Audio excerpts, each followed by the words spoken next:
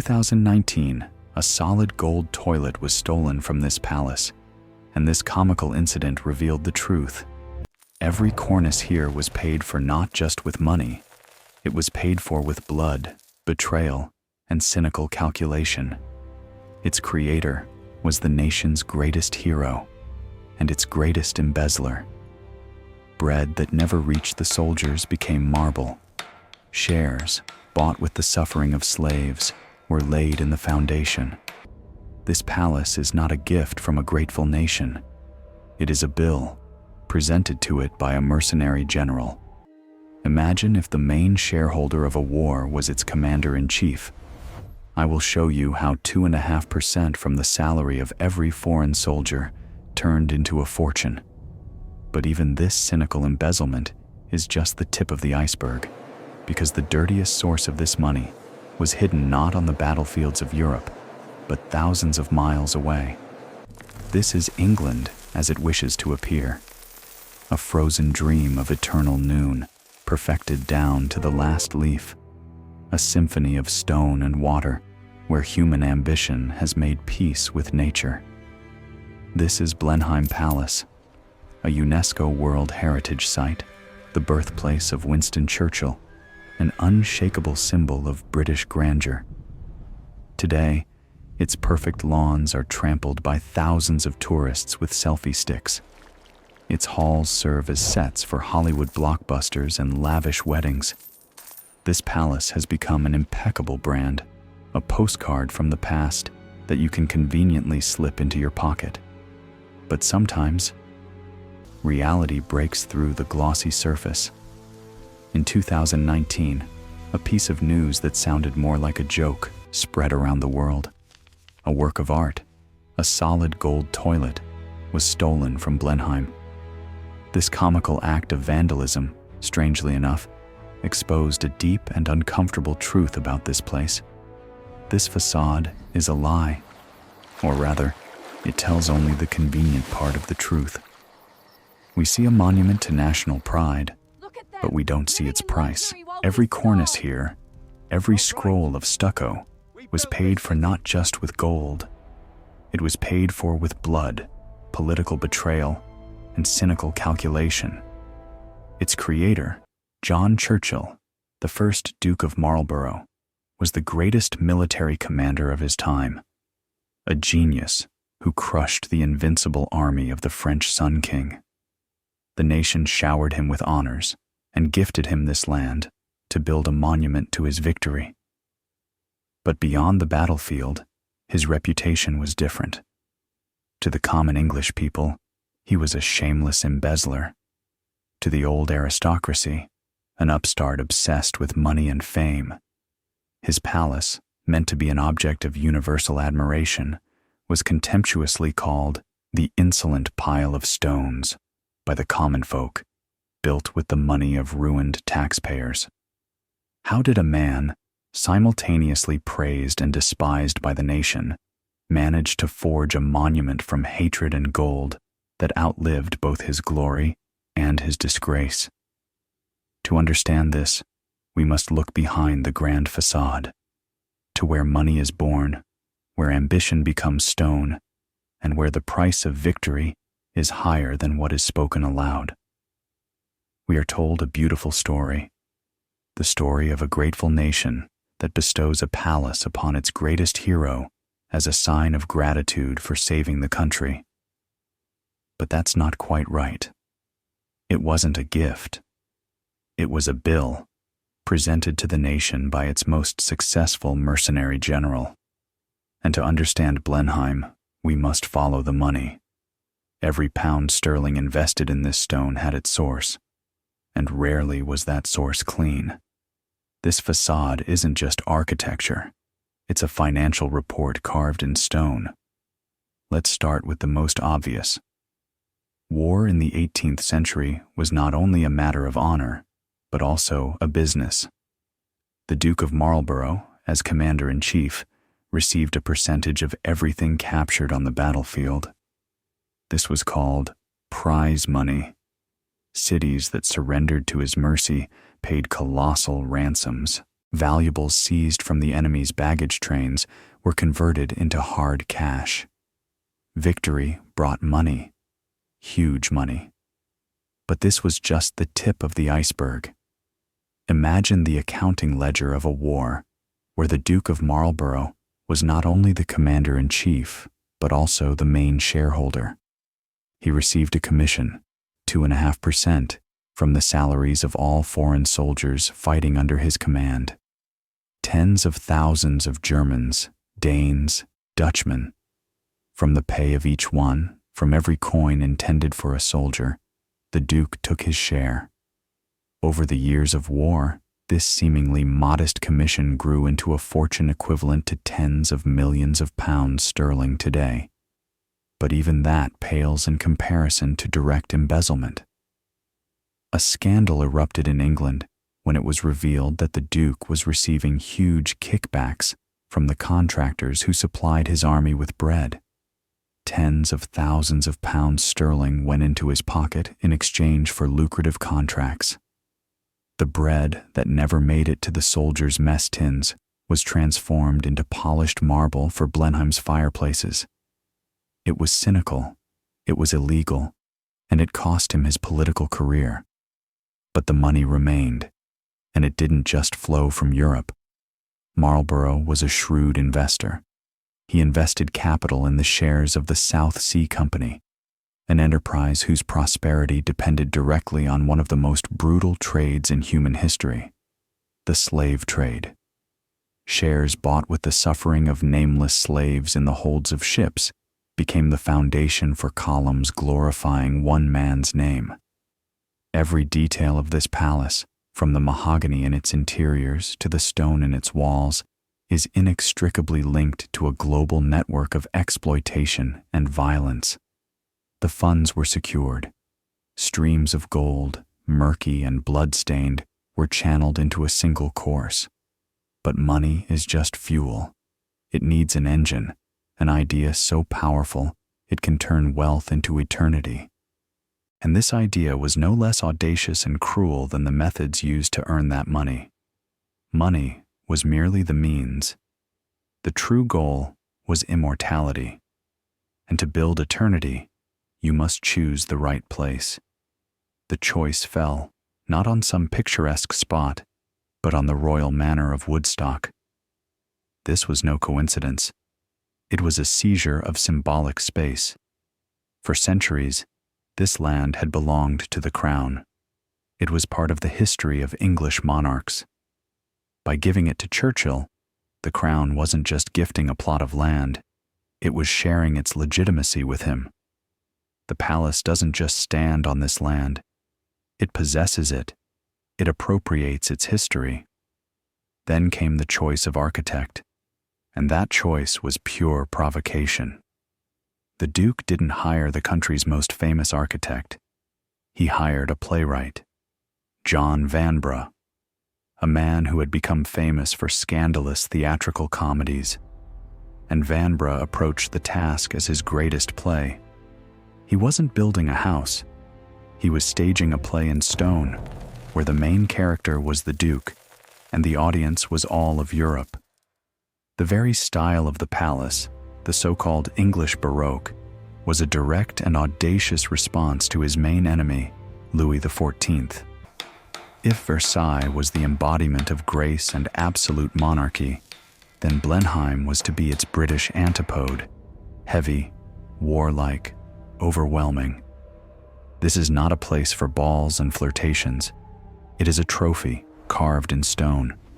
It is a monument not to peace, but to war. And this palace speaks.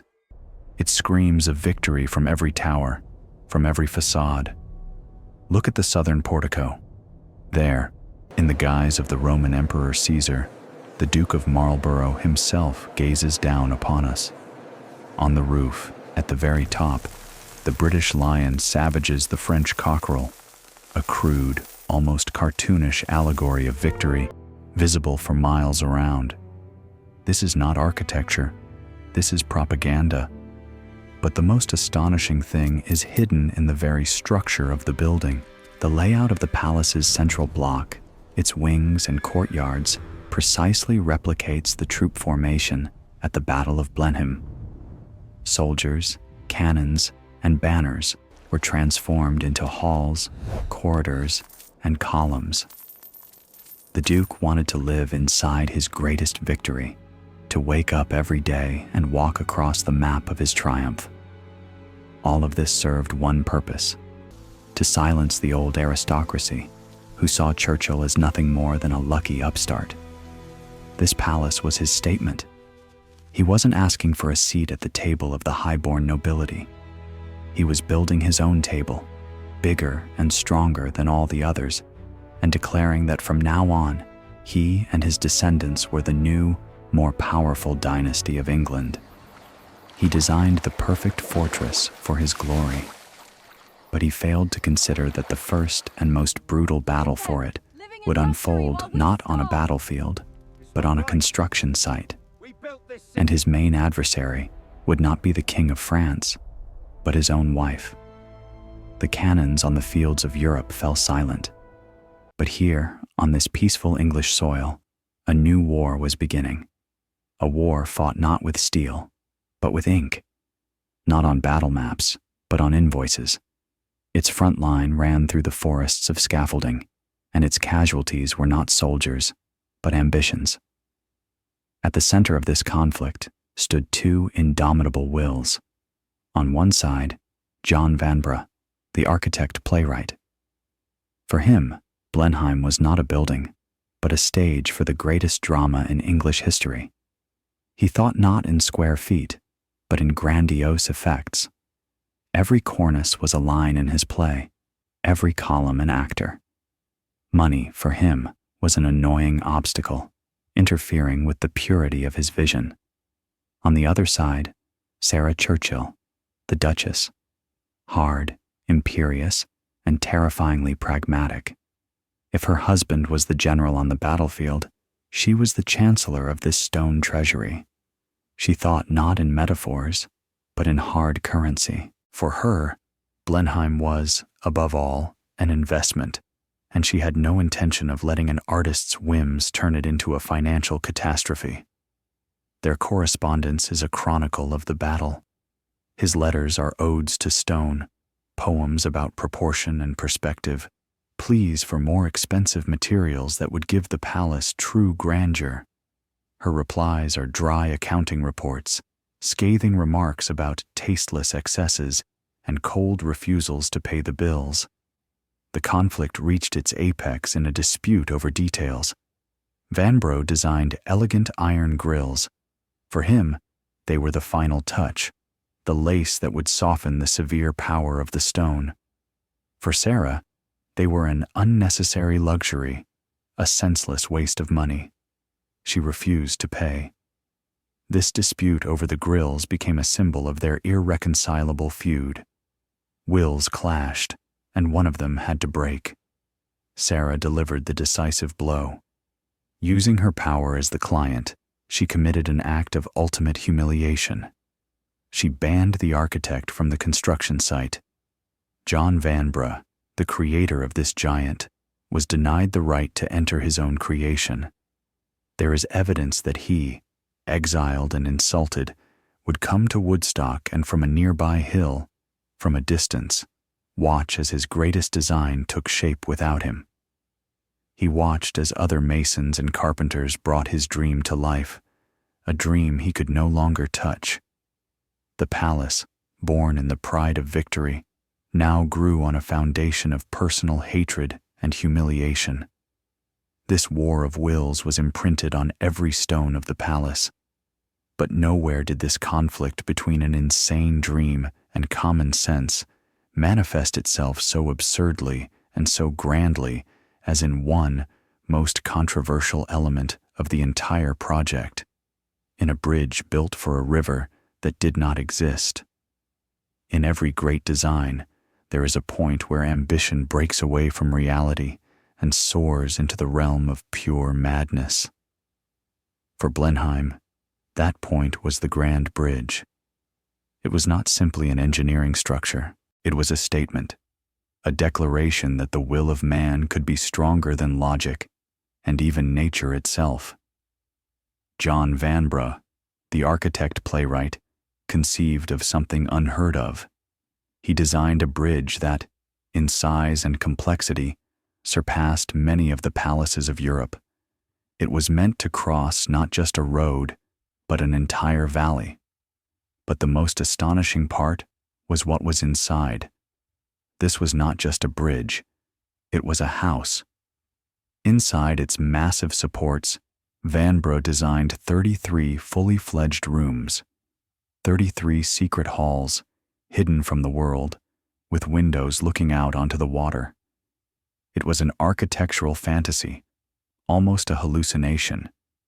But there was one problem, one small, annoying detail. In the valley that this giant was supposed to span, there was no great river. There was only the modest, marshy stream of the Gleim. The bridge was designed for an ocean, but they were planning to build it over a puddle. For Sarah Churchill, this structure became a symbol of everything she hated about Vanbrugh's project: senseless extravagance, gigantomania, a complete departure from common sense. Her famous line, uttered in the heat of an argument, went down in history. "What's the use of a bridge if there's no river under it?" She saw not a triumph of engineering, but a colossal hole in the budget, a monument not to victory, but to folly. But they started building the bridge anyway, despite her objections, despite all logic. Stone by stone, it rose from the mud, like an ancient Roman aqueduct transplanted to the English countryside. It connected nothing to nothing, majestically crossing a stream that you could wade through. This bridge to nowhere became the perfect metaphor for the entire Blenheim project. It was titanic ambition creating its own reality, ignoring the one that existed. It was a miracle, built in defiance of budgets and common sense. And just like the rest of the palace, its creation required more than just money and stone. It required human lives. The lives of those who carried these stones on their backs. We speak of dukes and architects, of their disputes and ambitions. But their names are merely a thin layer of guilt on a history forged by entirely different hands. Who actually built Blenheim? Who turned the blueprints into stone? It was an entire army. An army without banners or generals. 1,500 workers, whose names have been erased from memory, but whose traces remain in every joint, in every hewn block. It was a city within a city. On the construction site, its own forges, carpentry shops, barracks, and taverns sprang up. Life here was subject to a single rhythm, the rhythm of the hammer striking the chisel. 18th century technology may seem primitive to us, but it was capable of moving mountains. We see a reconstruction of these mechanisms, giant wooden cranes resembling the skeletons of prehistoric monsters. They were powered not by engines, but by people. Workers, like squirrels in a wheel, walked inside enormous wooden drums, and their muscle power, multiplied by the genius of simple levers, lifted multi-ton stone blocks to the tops of the walls. The logistics of this project were comparable to a military campaign. Hundreds of oaks, some several centuries old, were felled in the royal forests and brought here to become the roof beams of the Great Hall. Stone was hauled from quarries dozens of miles away, over broken roads, on carts pulled by oxen. Every journey was a small feat of heroism. But this local project was fed by resources from all over the world. Today, we can trace the origin of the materials, and the picture that emerges is astounding. The marble for the fireplaces was brought from Italy, and the mahogany panels, used to finish the most luxurious rooms, were shipped from the West Indies. We don't see this on the polished surface, but the history of this wood is a history of slave labor. Every elegant carved swirl was paid for not only with the Duke's money, but with the sweat and blood of nameless slaves on the other side of the world. Sometimes, history allows us a glimpse into the faces of these builders. We find the descendants of masons whose great-grandfathers worked here. In their families, fragments of stories are passed down from generation to generation, of hard labor, of meager pay, of the pride in knowing their hands were creating something eternal. For the Duke, it was a monument to his glory. For them, it was just a job, hard, dangerous work that fed their families. They were building a palace they could never enter as guests. They were erecting walls designed to separate the world of the aristocracy from their own. But one day, that wall would crumble, not from a cannonball, but from a simple lack of money. And then, this army of builders would turn into an army of creditors, demanding their due. While work bustled on the construction site, another drama was unfolding in the silence of the royal chambers. A drama that would decide the fate of Blenheim. The relationship between Sarah Churchill and Queen Anne, once the foundation of the family's power, had turned into a frozen wasteland. Years of political intrigue, arrogance, and mutual resentment had taken their toll. The friendship was dead. The culmination was the Queen's visit to the unfinished palace. Anne walked slowly through the halls that were meant to be a symbol of their shared victory, but her face was impenetrable. She did not utter a single word of praise. Every step she took, every silent moment, was a public humiliation for Sarah. It was not just a visit, it was a farewell. And what followed was a catastrophe. The political pendulum swung in the other direction. The Churchills' enemies came to power, and their revenge was swift and merciless. Parliament, which just yesterday had applauded the Duke, cut off all state funding for the construction with a single resolution. The tap was turned off.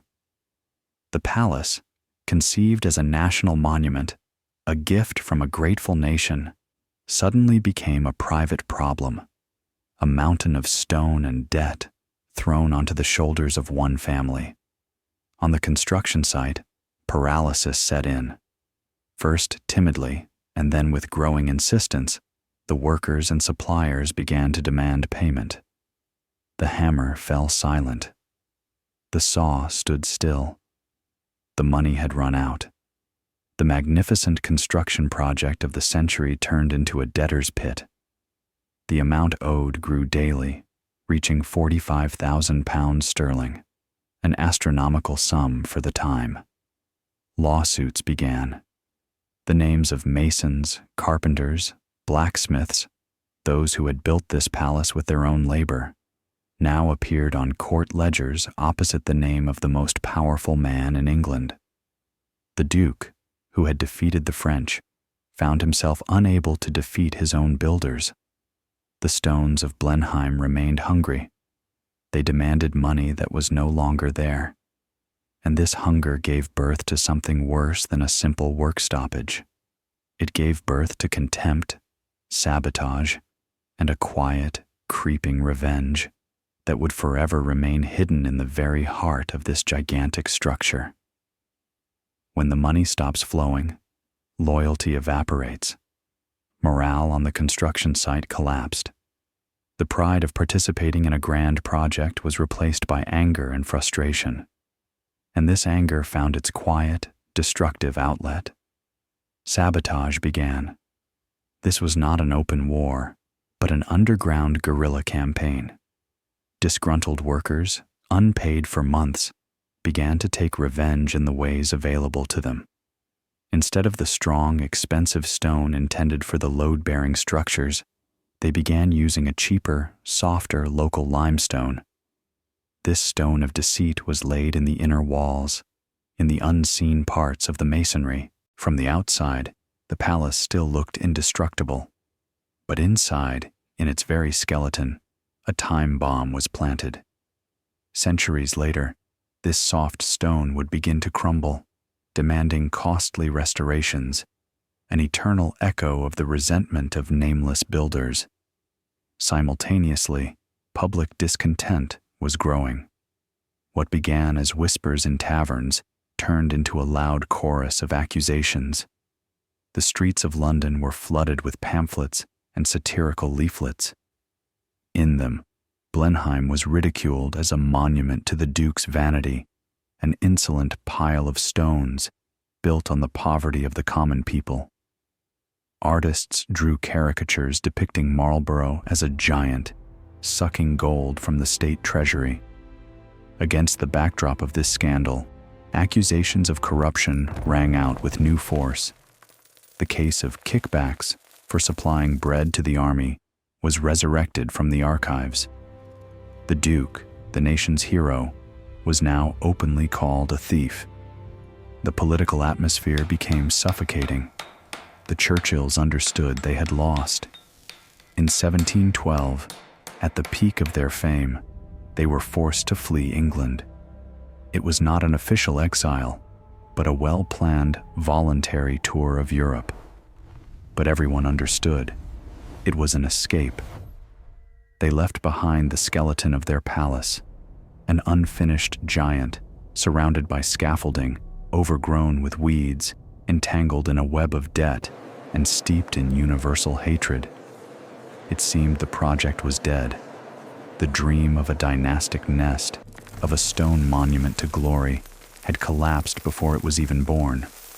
The palace became a symbol not of triumph, but of grandiose failure. But the hatred for its creators was so strong that it found an outlet even in the architecture of the surrounding town. Even when the main players had left the stage, the war continued. But now, it was waged by their proxies, their disciples, and the battlefield became the town of Woodstock itself. Lying at the foot of the unfinished palace, Nicholas Hawksmoor, the talented student and loyal associate of the exiled architect Vanbrugh, received a commission to build a new town hall. It was a small, utilitarian building, but Hawksmoor saw in it an opportunity for revenge, an opportunity to avenge his master's humiliation, to take revenge on the woman who had forbidden a genius from setting foot on the grounds of his own creation, Sarah Churchill. Hawksmoor designed the town hall as an architectural insult. He deliberately made it coarse, squat, almost brutal. Its heavy, unrefined forms were the complete opposite of the palace's elegant, albeit monumental, Baroque style. The town hall did not try to harmonize with the giant towering on the hill. It defied it. Its location was chosen with diabolical precision. From certain vantage points, from the main approach roads, this squat, defiant building deliberately ruined the view of Blenheim's majestic facade. It was like an ink blot on a flawless painting, like a coarse shout shattering a solemn silence. This was revenge, frozen in stone, a personal grudge imprinted on the urban landscape for centuries. Every time Sarah Churchill, in the future, would look out from her palace windows at the town, she would see this silent reproach, this monument to her feud with the architect. This small episode shows how deeply personal passions can shape the face of entire cities. Here, architecture ceases to be a mere art of forms. It becomes a weapon in a war of egos, where even a small town hall can become an eternal reminder of your enemy's defeat. Blenheim stood abandoned, its creators in exile, and at its foot, a monument to the hatred against them was being erected. It seemed the palace's story was over, but the death of a single monarch can change everything. History is rarely fair. More often than not, it is merely the result of chance. In 1714, Queen Anne died. With her death, the political regime hostile to the Churchills also collapsed. The winds of change blew in another direction. For the Duke and Duchess, this was the signal. They returned to England. not as pardoned exiles, but as victors. Once again favored by the new regime, they returned to their primary cause, to their unfinished stone monster. The state never resumed its funding. Now, it was exclusively their project, their burden. Construction continued, but now with the Churchills' personal funds, with the very money whose origins were so questionable, with gold earned from war, from political intrigues, and from percentages on soldiers' salaries. The palace, which began as a national monument, had now definitively transformed into a private monument to one man. Work resumed with new vigor. Masons returned to the scaffolding. Carpenters took up their saws. It seemed the dream was about to be realized. The Duke, now old and weary of wars and intrigues, wanted only one thing: to see his home completed, to walk through its halls, to look from its windows onto the park created in honor of his victories. He wanted to live to see his triumph. But fate, or perhaps the palace itself, decided otherwise. This stone giant, which had demanded so many sacrifices, now demanded its last. John Churchill, the first Duke of Marlborough, the victor of Blenheim, the most celebrated and most hated man of his era, never saw his triumph. He died in 1722. The palace he was building as a home for a living hero remained unfinished. The dream had collapsed. The project had lost its main character, its purpose. Blenheim was orphaned, becoming a gigantic tombstone for the man who never had the chance to live in it. Now, the full weight of this stone legacy fell upon the shoulders of one woman, the widow, and she had her own, completely different, plans for this place. With the Duke's death, Blenheim could have remained a magnificent, unfinished structure forever, a monument to collapsed ambitions. But now, it had a new master, or rather, a mistress. Sarah Churchill, who outlived her husband by a long 22 years, took full and undivided control of the construction. Now, it was her project, and the motivation changed drastically. If for the Duke, the palace was a monument to his victory, for Sarah, it became a memorial to her husband, their love, their shared struggle, and most importantly, their dynasty. She was no longer building a house. She was erecting a mausoleum. Her iron grip and legendary stinginess came into full force. She personally checked every bill, argued over every nail. The war with architects and contractors flared up with new intensity. She quarreled with everyone, fired those who disagreed, and saved money on everything she possibly could. The grandeur of the design no longer interested her. She was only interested in the final result, a completed monument. The palace interiors, created under her direction, bore the imprint of this new goal. They are cold, formal, and solemn. These are not living spaces, but halls for worship. Instead of frivolous paintings, giant tapestries appeared on the walls. These were the true comic strips of the 18th century, depicting scenes from the Battle of Blenheim in detail, almost like a documentary. Each hall became a chapter from the hagiography of a warrior saint. The apotheosis of this cult was the Column of Victory, erected in the park, a 40-meter pillar, crowned with a statue of the Duke in the guise of that same Roman emperor. At its base, a verbose inscription, composed by Sarah herself, listing all her husband's victories and virtues, and venomously branding all his political enemies. She turned Blenheim into a cold, unapproachable, and majestic temple of memory. She finished it. She had won. But in the process, she had drained all life from it. The palace built for a living hero became a tomb for a dead one, and this stone monument was ready to face the world in all its terrifying splendor. Finally, the cannons fell silent, The arguments subsided. The bills were paid. The construction, which had lasted nearly 30 years, was complete. The palace stood. The final cost reached a monstrous sum for its time, £300,000 sterling. The scale was staggering. 187 rooms under a single roof that covered 7 acres. It was so enormous that critics immediately gave it a caustic nickname, the Quarry. And there was some truth to it. It looked less like a house and more like a geological formation that had grown out of the earth itself. But by the time of its completion, it was already too late. Architectural fashion had changed. The heavy, martial Baroque style had gone out of fashion. In its place came the lightness and elegance of the Palladian style. Blenheim, barely born, instantly became an anachronism, a monument to a bygone era of absolute power, titanic ambitions, and the shameless display of force. The victory had been won. The monument was built. The Duke and his widow had gotten their way. They had carved their name into eternity. But at what cost? This palace never became a real home. It was too big, too cold, too formal.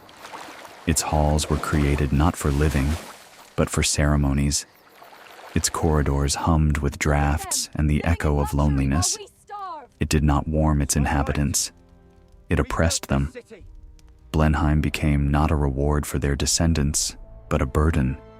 The burden of the financial cost of its upkeep. The burden of the psychological pressure of its gigantic scale. The burden of eternal comparison to the great ancestor whose stone ghost haunted every hall. The dream of creating an eternal home for a powerful dynasty had turned into its opposite. They had built themselves the most luxurious and most expensive prison in the world.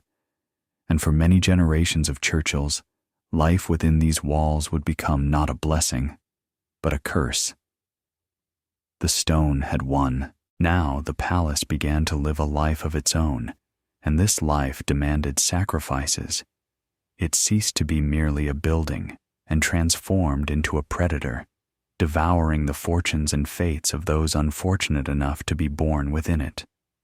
For many of its heirs, Blenheim became a gilded cage where the greatness of their ancestor cast too long a shadow. Generations of dukes, crushed by the burden of its upkeep and glory, drank themselves into ruin, gambled away fortunes, and sank into depression. But the most dramatic act of this play unfolded in the late 19th century, when the palace, in order to survive, demanded a human sacrifice. The 9th Duke of Marlborough, standing on the brink of complete bankruptcy, found a radical solution. He went to America on a hunt, not for game, but for a wealthy bride. His choice fell upon Consuelo Vanderbilt, heiress to one of the greatest railroad fortunes of the New World. It was not love. It was a transaction. Her beauty and her dowry of $2.5 million, about $80 million today, in exchange for an ancient aristocratic title. Consuelo was sold, like a work of art, to save the estate. The footage of her wedding is a chronicle of quiet desperation. It is said she wept at the altar, marrying a near stranger to save a pile of stones on another continent. Her money saved Blenheim, but it destroyed her own life. The palace received new blood, new finances, but the price was paid with the tears of a dollar princess.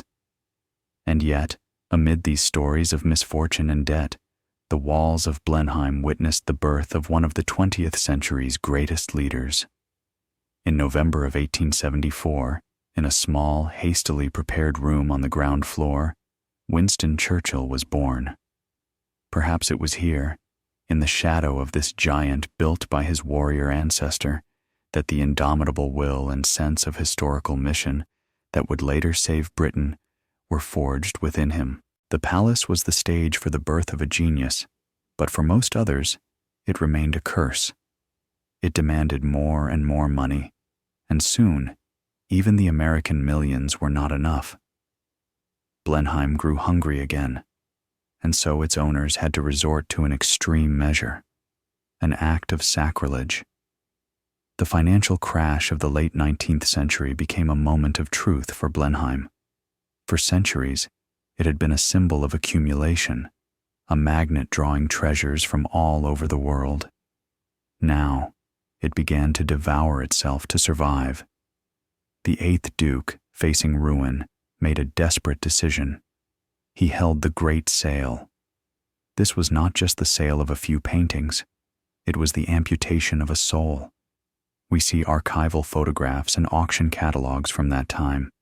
Masterpieces, collected over generations, went under the hammer. Raphael's Ansidei Madonna was sold to the National Gallery for £70,000, the highest price ever paid for a work of art at that time. The unique Sunderland Library, which numbered 20,000 volumes, was sold off piece by piece. Canvases by Van Dyck and Rubens, priceless manuscripts, all of it went to pay the bills for roof repairs and park maintenance. It was the symbolic end of an era. The palace, created to display untold riches, had turned into their gravedigger. It could no longer exist as a private residence in the traditional sense. Its destiny had to change, or it would have simply collapsed under its own weight. The 20th century brought new challenges and new roles. During the Second World War, this monument to aristocracy suddenly became a strategic asset. Its halls, where duchesses once danced, were filled with officers of Britain's counterintelligence, MI5. Blenheim became a headquarters for spies, its cellars holding state secrets. For the duration of the war, it once again served the nation, just as it had at its birth. And after the war came a new reality, a commercial one. To survive, Blenheim had to learn to earn money. It opened its doors to the public. Tourists, the descendants of the very taxpayers whose money had built it, now paid for the right to walk through its halls.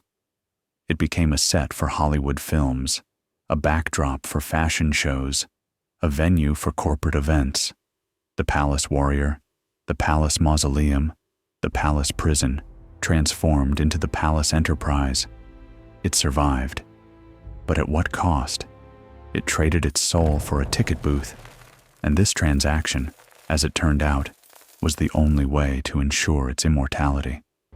So why did Blenheim survive?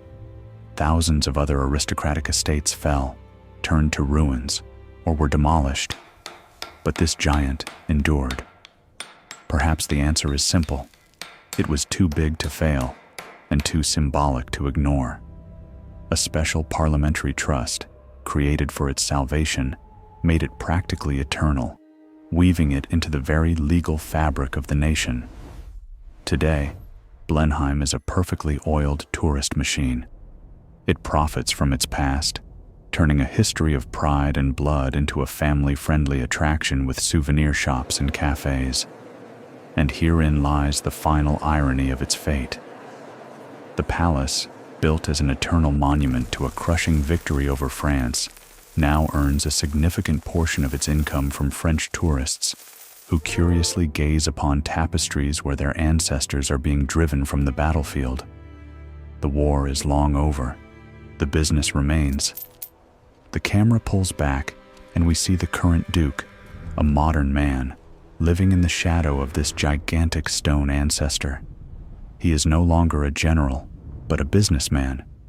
His task is not to conquer nations, but to manage a brand, balance a budget, and ensure the lawns are mowed on time. So what is Blenheim? It is not just a building.